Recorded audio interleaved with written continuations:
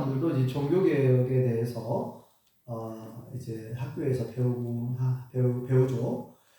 워낙 유명한 어떤 큰 운동이었기 때문에 이 종교개혁은 독일과 유럽을 중심으로 일어난 506년 전에 일어난 종교개혁 운동이 있었고요. 그 당시에 유럽에 먼저 복음이 전해졌으니까요. 그래서 그 당시에 기독교를 이제 어떻게 구분을 하냐면은 구교, 옛날 종교다 해서 구교, 그 다음에 종교개혁 이후로 새롭게 탄생한 종교를 신교, 새로운 신자로서 신교, 개신교 그러죠. 영어로 프로테스탄트 이렇게 말하는데, 우리는 이제 개신교라고 말합니다. 지금 우리는 개신교에 속하죠. 새롭게 고친 종교다 해서 개신교. 이 개자가 고칠 개자, 새로운 신자, 교자는 종교할 때 그 교, 가르칠 교. 이 종교라고 하는 말을 으뜸종자, 마루종자를 쓰죠. 마루종, 으뜸종. 그 다음에 가르칠 교. 그러니까 으뜸이 되는, 세상의 모든 가르침 중에서 가장 으뜸이 되는 그런 가르침을 따라서 신을 숭배하는, 또는 어떤 사상을 숭상하고 따르는 그런 모든 행위를 종교활동, 종교라고 합니다. 다른 말로 또 신앙이라고 하고, 신앙. 그래서 지금 세상에는 수많은 종교가 있습니다. 기독교 외에 불교도 있고요, 이슬람교도 있고요, 힌두교도 있고요, 또 별별 종교들이 많습니다. 사이비 종교도 많고. 자, 그래서 이렇게, 왜 그러면 그때 종교개혁이라고 하는 그런 운동이 일어났는가? 개혁은 뭐냐면은, 아까도 말한 것처럼, 아까 이제 개신, 새롭게 고친다 그랬죠? 개혁, 역시 고칠 개자를 쓰고, 혁은 가죽혁자를 씁니다. 가죽혁. 우리 살가죽, 짐승의 가죽, 그런 가죽 있죠? 그러니까, 낡은 가죽을 벗겨내는 거예요. 낡은 가죽, 오래돼서 낡아서 더 이상 쓸모없다라고 판단될 때 그 낡은 가죽을 벗겨내고 새롭게 뜯어 고치는 거예요.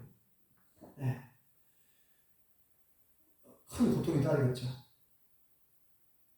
여러분, 살가죽을 벗겨내면 얼마나 아프겠어요. 그러니까 개혁이라고 하는 그 말 자체도 굉장히 센 어감이 있고, 그 다음에 개혁하는 게 쉬운 일이 아니에요. 왜냐면 뜯어 고친다는 거예요. 옛날에 오래된 관습, 습관, 굳어진 오래된 그런 전통들을 완전히 다 뜯어 고쳐가고 새롭게 바꾼다는 거 쉬운 일이 아닙니다. 수많은 저항이 있고, 반대가 있고, 핍박도 있고, 박해도 있고, 어려움도 있어요. 그래서 그러면 이렇게 새롭게 뜯어 고치는 것인데, 개혁은 그 개혁을 할 수밖에 없었던 원인이 있었겠죠. 그러니까 유럽의 기독교라고 하는, 그러니까 처음 복음이 예루살렘부터 시작하잖아요. 예루살렘 교회, 초대교회에서 이제 복음이 시작돼가지고 저 북쪽으로 올라가서 최초의 이방인적 안디옥의 교회가 세워지고, 안디옥 교회에서 바울과 바나바가 해외 선교사로 파송을 받아가지고 1차, 2차, 3차 전도에 로마까지 복음이 들어가고, 계속 이제 유럽 전체가 복음화가 되는 거예요. 유럽 전체가 거의 기독교 국가가 되죠. 그래서 이제 그 당시에 종교를 아까 말한 것처럼 이제 구교라고 구분하는데, 다른 말로 말하면 캐톨릭 들어봤죠? 로마 캐톨릭. 그리고 우리나라 말로 말하면 천주교. 천주. 하늘의 주인. 하늘천 주인주. 하늘의 주인을 믿는다. 라는 표현으로 천주교. 이렇게 우리나라에서는 표현을 써요. 천주가 누굽니까? 여호와 하나님이죠. 그러니까 이제 천주교 교인들은 자기들은 요거 하나님을 믿는 종교다 해가지고 이제 천주교라고 이름을 이제 가져간 거죠. 우리는 기독교, 우리 개신교를 기독교. 원래는 기독교 처음 뿌리는 기독교에서부터 시작해서 기독이란 말은 뭐예요? 기독은 예수님을 한자로 표기하는 거예요. 그리스도를 빠르게 하면요, 기독이 되는 거예요. 이게 소리 나는 이 그리스도 예수님을 다른 헬라어 그리스도라고 표현을 하는데 구세주, 구원자라는 뜻이죠. 그리스도, 네, 그리스도, 예수 그리스도, 그리스도 예수. 그리스도는 구원자라는 뜻이죠. 그러니까 구원자 예수, 예수는 구원자이십니다. 그런데 이것이 합쳐져 가지고 예수 그리스도, 그렇게 표현하기도 하잖아요. 예수 그리스도 바로 붙여갖고 예수 그리스도. 본명은 예수님이고 그리스도는 별명입니다. 예수님. 자, 그래서 이 한자로 표기를 하다 보니까 그리스도를 기독이라고 표현했어요. 기독. 소리 나는 대로 줄여서 기독. 왜 기독교가 됐는지 제가 한번 설명해 드렸죠. 이 기자가 터기자에 한자로는 감독할 그 독자를 써요. 감독할 독. 그런데 한자로 표기하다 보니까 이 헬라어 그리스도를 한자로 표기하려다 보니까 막 어떻게 좀 억지스러운 면도 있어요. 아무튼 이 기독교라고 하는 말 자체는 다른 말로 말하면 한마디로 예수교예요. 네? 예수교. 같은 말이에요. 기독교하고 예수교 같은 말이에요, 사실은. 네. 근데 천주교 캐톨릭에서는 하늘의 신을, 하늘의 주인을 믿는 종교다 해서 천주교라고 하는 이름을 가져갔고, 우리는 그에 반해서 기독교, 예수님을 믿는 종교, 예수님을 더 강조해요. 구원자 예수님을 더 강조해서 기독교, 예수교.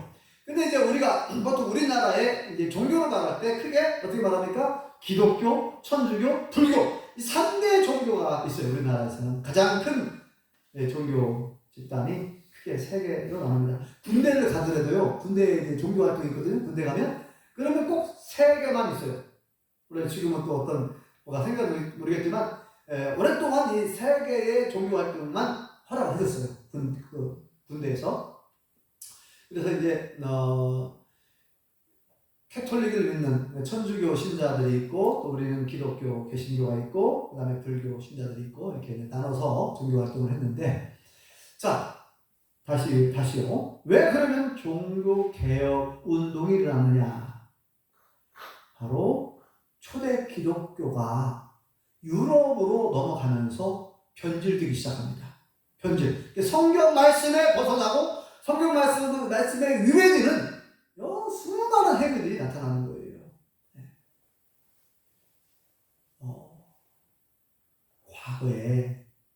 과거에 이스라엘 백성들이 우상을 숭배했잖아요. 우상.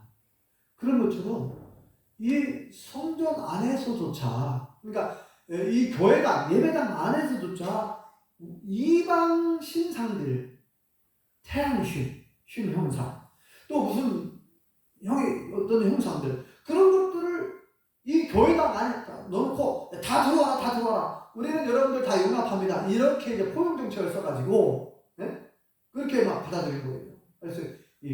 그래서 초대 기독교가 점점 나중에 유럽으로 넘어오면서 변질되기 시작하고, 나중에 어떻게 됩니까? 이 교황이라고 하는 제도가 생겨났는데, 교황이 하나님 말씀보다 더 위에 있어요. 나중에 보면은 뭐라고 되냐면은 교황은 무호하다. 아무런 흠이 없고 죄가 없고 잘못이 없다. 교황 무소를 주장합니다. 여호와 하나님만이 죄가 없으신 분이고 흠이 없으신 분인데, 자기가 교황이라는 말은 뭐예요? 교회의 황제. 그런 뜻이잖아요. 교회의 황제. 근데 성경은 뭐라고 했습니까? 교회의 머리는 뭐 누구라고 되어 있어요? 예수님이잖아요. 교회의 머리는 예수님. 예수님이 교회를 세우셨고 교회는 예수님의 몸이라고 했잖아요. 교회의 머리는 예수님인데 아니 사람이 자기가 교회의 황제라고 이제 그렇게 그런 제도를 그런 이상한 교리를 만들어낸 거죠. 그리고 또 뭐라고 되어 있습니까? 마리아가 중보자라는 거예요. 마리아를 통해서 마리아에게 기도하면 마리아가 예수님께 말해가지고 우리의 기도를 들어준다. 그 마리아요 마리아요 기도하잖아. 마리아에게 기도하잖아요. 아니 성경에 마리아한테 기도하라고 한 말씀 어디가 나옵니까? 교황에게 또 신부에게 고해성사라는 말이 어디가 있어요? 신부에게 죄를 고백하라는 말이 어디가 있어요? 하나님 직접 고백하면 되는 거예요. 우리는 예수님의 이름으로 우리 하나님께 바로 직접 우리의 죄를 고백하고 기도하면 되는 줄 믿습니다. 자, 이런 성경에서 너무나도 많이 벗어나고 너무나 성경에 위배되는 그런 수많은 교회들이 탄생했기 때문에 정말 이제 바르게 알고 있는 사람들, 이거 뭐가 크게 잘못됐다 라고 생각하는 사람들이 막 점점 많아졌어요. 그래가지고 루터나 칼빈이라고 하는 그런 목회자를 중심으로 이제 유럽의 많은 이제 그 종교 개혁 운동가들이 탄생했어요. 쉽게 말하면 그 기존의 기독교가 너무나 타락을 했으니 이제 다시 성경으로 돌아가야 된다. 오직 성경, 오직 믿음, 오직 은혜. 이걸 이제 기초로 해서 이걸 이제 바꾸라는 거예요. 바꿔야 잘못했으니까 고치자. 그래서 이제 개혁이라는 말을 쓰는 거예요. 그래서 개혁. 가죽을 벗겨내는 고통이 있다 하더라도 가죽을 새롭게 바꾸고, 예? 우리의 살가죽을 새롭게 바꾸는, 우리의 몸과 마음을 새롭게 바꾸는 이런 개혁이라고 하는 것은 어떤 겉모습만 바꾸는 건 아니거든요. 그러니까 이 가죽혁이라는 것은 그런 어떤 살가죽을 벗겨내는 고통이 따르지만 그렇게 새롭게 변신, 새롭게 고쳐야 되기 때문에, 바꿔야 되기 때문에 개혁이라는 말을 썼는데, 그래서 이제 그때부터 종교개혁 1517년, 지금으로부터 605년 전이죠. 종교개혁을 이제 운동을 일으키고 그 다음에 탄생한 새로운 종교단체가 바로 지금 우리 개신교라고 하는 거예요. 우리 개신교 또 기독교. 그러니까 어떤 사람은 이렇게 말합니다. 우리를 작은 집이라고 표현하고 천주교를 큰 집이라고 표현하는 사람도 있어요. 어떤 좀 잘 모르는 분들이. 근데 그것은 진짜 잘못 알고 있는 거예요. 우리가 정통 초대 기독교, 정통 기독교의 그 뿌리를 쫓아서 우리가 이게 지금 이어져 오는 거예요. 그 캐톨릭은 지금 변질된 이상한 종교가 되어버렸어요. 그러니까 큰지 작은지 이렇게 우리가 이해하면 안 됩니다. 우리가 진짜예요. 쉽게 말하면. 저쪽은 가짜입니다. 네. 가짜하게 지금 하나님 믿는다고 하지만 사실은 아주 소수의 정말 하나님을 제대로 믿는 사람 소수 외에는 지금 그 체제 자체가, 캐톨릭은 그 체제 자체가 성경하고 크게 벗어나 있습니다. 자, 그런데 종교개혁이, 성경에 이미 종교개혁이 뿌리를 보면 이미 오래전부터 종교개혁은 성경에서부터 시작됐다는 걸 알 수가 있습니다.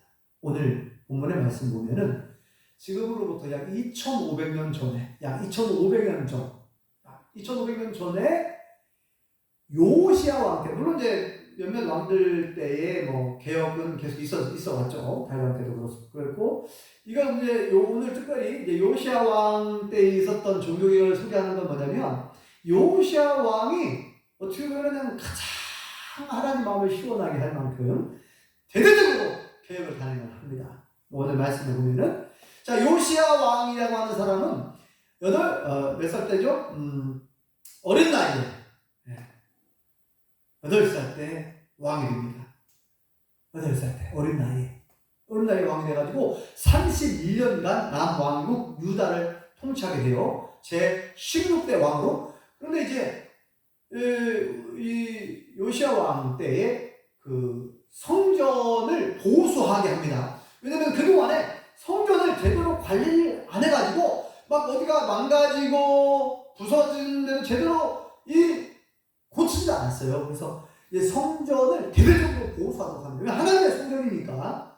그래서 성전을 대대적으로 보수를 한 가운데 성경을 발견합니다. 그 당시에 율법책이죠. 언약책, 율법이 기록된 성경을 발견하게 돼요.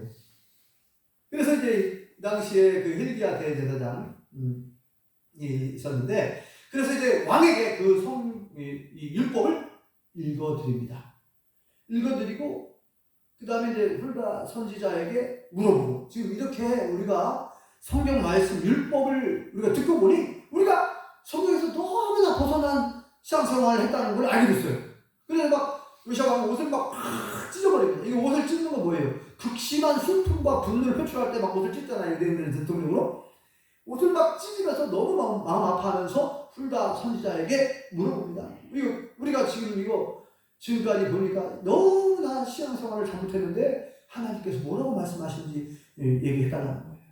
그래서 hul다 선지자에게 뭐라고 말하냐면 말씀 그대로입니다. 말씀에서 벗어났기 때문에 하나님의 심판이 있을 것입니다. 다만 왕께서 정말 마음 아파하면서 옷을 찢고 그렇게 하는 것에 대해서 하나님을 그걸 이쁘게 보셔서 왕 때는, 요시야 왕 당신이 다스리는 때에는 이런 험악한 일들이 벌어지지 않을 겁니다. 나중에 이제 그런 하나님의 심판이 있을 거라는 거죠. 완전히 이 땅을 유다를 완전히 심판하겠다는 말씀이 주어집니다. 그리고 이제 요시야 왕이 백성의 지도자들을 다 불러요. 백성의 지도자들. 제사장, 선지자, 또 장관들, 지방 다 불러가지고 이 성경, 이 율법을 낭독해줍니다.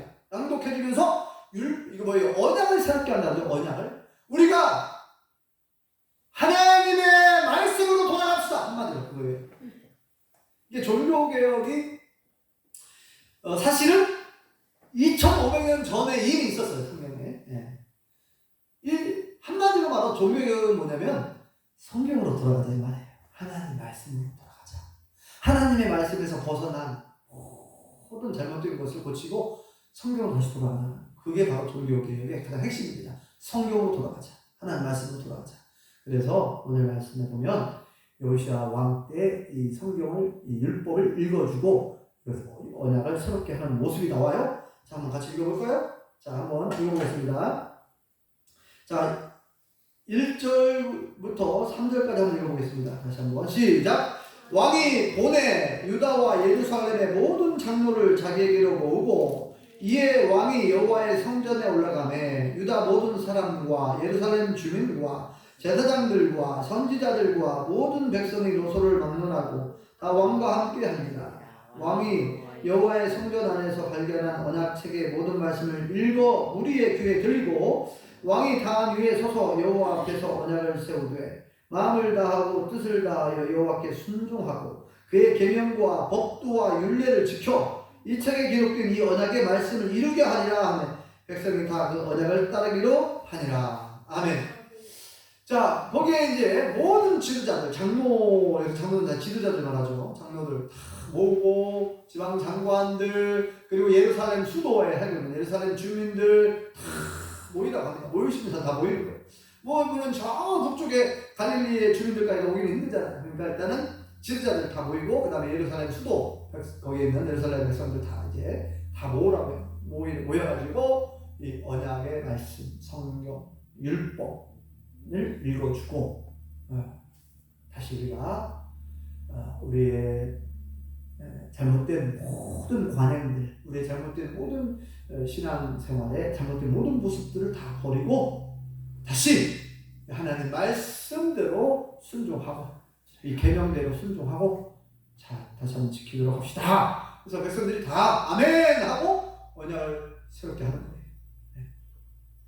그리고 그 다음에 쭉 보면은 실제로 이제는 모든 우상, 바알신, 아세라신, 그 모든 형상들 있죠. 이방 신상들 다 때려 부시고 산당들, 전국 곳곳에 있던 산당, 오늘날로 치면 뭐예요? 산속에 있는 불교 같은 그런 불교, 불당, 이런 산에 있는 모든 제단들 있죠. 그런 산당들도 다 제거하고, 그 다음에 그런 거짓 제사장들 다 죽여버리고, 모든 그런 이방 신상들을 다 불로 태울 수 있는 건 태우고, 또 가루로 다 부시고 가루로 만들어가지고 평민의 무덤에 다 뿌려버리고, 이렇게 아주 천천히 하늘의 1월 성신, 해와 달과 별들을 심지어 숭배했어요. 신처럼 태양신, 달신, 별신, 이 별대라고 했어요. 성은 무슨 성은 무슨 성, 별대, 별을 또 신으로 섬겼어요. 근데 이런 모든 것들, 그 다음에 흰놈의 아들 골짜기, 아걸 골짜기라고 하는데 그쪽에 있는 또 금오수 신, 일곱신, 막 사람을 인신대사, 사람을 불로 불태우고 이런 대사, 이런 것도요 싹 다 청소해봤어요. 깨끗하게, 이렇게 철저하게 개혁을 단행한 왕이 요시야 왕이었어요. 그러니까 제가 다 속이 다 시원하더라고요. 여러분 그렇죠? 얼마나 이스라엘 남왕국 유다 백성들이 하나님 말씀에서 벗어나가지고 우상을 숭배하고 이방신 섬기면서 온갖 악을 행했는지를 알 수가 있습니다. 근데요, 사실 정말 가장 확실한 종교 개혁자는 예수님이라고 말할 수 있습니다. 예수님께서 이 땅에 오셔서 가장 먼저 하신 일은 종교 개혁을 단행했다고 해도 과언이 아니에요. 예수님께서 그 당시에 종교 지도자들 누굽니까? 제사장, 그 다음에 바리새인, 사두개인들, 이런 종교 지도자들이거든. 이들아 예수님께서 엄청 혼을 내버렸어요. 이제 성전에 가가지고 어떻게 했습니까? 성전에서 물건을 팔고 있는 사람들이 막 환전상 상을 다 뒤집어 엎어버리고, 그 다음에 막 채찍으로 막 소를 때리고 양을 때리고 막 다 쫓아내고, 정말 너무나 과격한 모습이죠. 어떻게 보면은, 그죠? 이 하나님의 성전을 더럽힌, 하나님의 성전을 완전히 뭐라고 되어 있습니까? 강도의 소굴로 만들었다. 만민이 기도하는 하나님의 집을 너희들은 강도의 소굴로 만들었다 그래요. 왜 강도의 소굴이라고 말하는지 아세요? 실제로 이런 제사장들이 그 이권, 거기서 장사하게 하면서 돈을 받는 거예요. 원래는 안 되는데 들어와서 장사하라고. 그 다음에 이제 대신에 돈을 요구하는 거예요. 큰 돈을 요구합니다. 재물을 그 안에서만 살 수 있게 하는 거예요. 만약에 다른 데서 가져오잖아요. 그럼 다 불합격시켜요. 모든 거 하나하나 튀집을 잡아가지고 다 불합격시키니까 울며 겨자먹기식으로. 아니 다른 데서 이 예루살렘 성 밖에서 이제 사가지고 오면, 예를 들어서 양 한 마리 10만 원 줬다고 봅시다. 양 한 마리 10만 원이면은 이 성전 안에서 사는 양은 100만 원. 재물은 10배, 100만 원. 아니 10만 원이면 사는데 100만 원을 달라고 하니 이거 엄청난 폭리를 취하는. 그래서 이게 칼만 안 들었지 강도랑 똑같아요. 이렇게 성전 안에서 장사를 했단 말이에요. 제사장이 다 눈 감아지고 다 짜고. 그러니까 예수님께서 그걸 다 아시잖아요. 그래서 너희 왜 하나님의 집을 강도의 소굴로 만들었느냐, 이렇게 표현한 거죠. 그래서 예수님께서는 몇 번 나오죠. 한 2번 정도 나오죠. 성전을 정한 내용이, 성전을 깨끗이 청소하는 것을. 그때 뭐라고 합니까? 제사장들이 막 반항하죠. 당신이 뭔데? 당신이 무슨 근거로 이런 짓을 하냐고. 거기 대들고 막 그러죠. 대들고. 그래서 이 개혁을 하려고 할 때에 많은 저항들이 있었다는 것을 알 수가 있습니다. 자, 그러면 오늘날 이 종교 개혁 기념주의를 맞이해서 다시금 오늘 말씀을 통해서 우리도 다시금 우리 신앙을 점검해보자는 거죠. 그 당시에 이스라엘 남왕국 유다 백성들이 잘못된 그 신앙을 이제 고쳤는데, 무엇을 근거로 고쳤느냐? 그 근거가 뭡니까? 하나님 말씀이죠. 말씀. 하나님 말씀은 우리의 영적인 거울인 줄 믿습니다. 우리가 거울을 딱 볼 때 우리의 얼굴에 무슨 흠이 있는지, 어디에 때가 묻었는지, 흙이 묻었는지, 껌둥이가 묻었는지 거울을 보면 알 수 있죠. 그럼 영적인 거울은 뭐예요? 성경 하나님 말씀이죠. 하나님의 말씀을 딱 보면 내 마음과 내 행위와 내 모든 것이 드러나는 거예요. 말씀 앞에.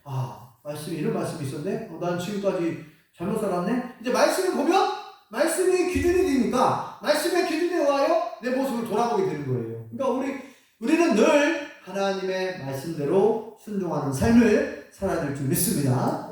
그래서 다시 한번 이 종교개혁 기념주의를 맞이해서 오늘 이 요시야 왕 때에 하나님의 말씀을 낭독해주고 율법을 낭독해주고 잘못된 모든 신앙 행위를 싹 다 고치고 새롭게 하는 것처럼 우리도 다시 한번 오늘 말씀을 통해서 우리가 어떻게 우리의 신앙을 다시금 개혁해야 되는지, 개혁할 것은 없는지, 자, 제가 한 가지 요청을 하겠습니다. 한 가지 요청을 해드리면, 한 가지 더 강하게 소개를 하면, 가장 핵심은 뭐였냐면요. 종교개혁의 가장 핵심은 뭐냐? 우상을 제거하는 겁니다. 이방 신상을 제거하는 거예요. 그러니까 가장 하나님께서 가장 싫어하는. 그래서 십계명 1계명이 뭡니까? 나 외에 다른 신을 내게 두지 말고 섬기지 말라는 거예요. 두 번째, 어떤 우상도 만들지 말고 그 앞에 절하지 말라. 어떤 우상도 만들지 말고. 이 천주교에서는 이 계명을 없애버렸죠. 실제로 천주교의 십계명하고 우리 기독교 십계명하고 달라요. 천주교는 이것이 마음에 걸리잖아요. 얼마나 천주교는 그냥 형상들을 많이 만들었습니까? 마리아상, 무슨 상, 베드로상.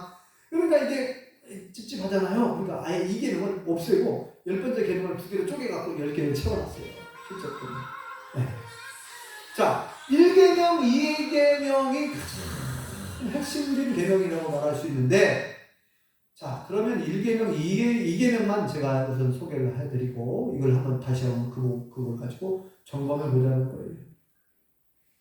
1계명, 2계명은 우리가 잘 지키고 있는가? 오늘날요, 하나님을 믿는다고 하면서, 예수를 믿는다고 하면서 우상을 숭배하는 사람들이 있습니다. 뭐가 우상이냐? 돈이 우상이 되기도 하고, 명예가 우상이 되기도 하고, 권력이 우상이 되기도 합니다. 하나님의 말씀보다 돈과 명예와 권력을 더 중요시해가지고 거기에다가 시간을 뺏기고 내 노력을 뺏기고 정성을 뺏기고 하나님을 예비하고 하나님 말씀대로 사는데 마음을 쏟는 게 아니라 그거 돈과 명예와 권력을 그걸 얻기 위해서 심지어는 부정부패, 불의까지 행하면서, 네?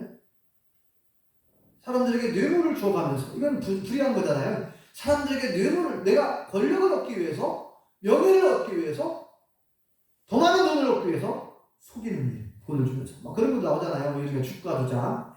얘기 들어보면 참 거창하더만요. 주가를 조작하기 위해서, 주가를 많이, 그걸 가지고 있는 사람들에게 돈을 딱 주는 거예요. 그렇게 해서 서로 짜고 치는 것이 또 많아. 이 주가 조작하는 거 보니까. 자, 그러니까 더 많은 돈을 벌기 위해서 다른 어떤 세력들에게 돈을 미리 주거나 또는 후에 돈을 주는 약속을 하고 이렇게 돈을 주는 거예요. 네. 그리고 서로 짜고. 그래서 이번에 뉴스 들어보니까 지금 이게 그 주가 조작했던 사람들이 지금 조사를 받고 있잖아요. 조사를 받고 있고. 그래서 이제 거기에 대기업, 때로는 대기업이 주가 조작에 또 동참한 경우들도 있고 그래요. 자, 아무튼 이렇게 하나님 말씀보다 하나님을 예배하고 경외하는 일보다 내 욕심을 채우기 위해서 행하는 그 모든 행위가 우상이 될 수도 있습니다. 그래서 심지어 뭐라고 했습니까? 탐심이 곧 우상 숭배다. 골로새서 3장 25절에 보면 탐심도 우상 숭배다. 이렇게 표현할 정도입니다. 지나치게 욕심을 부리는 거 있죠. 욕심이 지나치게 되면 하나님도 안 보여. 말씀도 안 보여. 말씀대로 안 살아. 내 생각대로, 내 고집대로, 내 마음대로 막 살아가는 거예요. 그러면 그것이 우상이죠. 우상. 하나님보다 더 다른 것을 더 위에다 앞세우는 거죠. 그래서 잠언에 보면 무릇 지킬 만한 것 중에 뭘 지켜야 했어요? 무릇 지킬 만한 것 중에 가장 먼저 네 마음을 지키라 그랬습니다. 그래서 우리의 마음이 무엇에 지금 뺏기고 있는가? 어떤 곳에 내 마음을 뺏기고 있는가? 어떤 곳에 돈을 버는데 내 마음을 뺏기고 있으면 그것이 돈이 우상이 되는 거고, 또 자식에게 마음을 뺏겨가지고 자식만 생각해. 늘 자식만 생각하고 자식을 위하려고 하고, 그래가지고 어떤 사람은 자식이 왔다고 교회도 안 나오고 자식 때문에 교회도 안 나와. 그럼 자식이 우상이 될 수 있어요. 친구들이 놀러 왔다고 교회를 안 나와. 군수님이 나를 찾아왔다고, 군수님이 나를 찾아왔는데 어떻게 내가 군수님하고 같이 시간을 보내야지 교회를 이렇게. 대통령이 나를 찾아왔는데 어떻게 내가 대통령의 그 호의를 무시하고 교회를 빠질 수 있는가? 아니, 저 착각을 다르게 말했네요.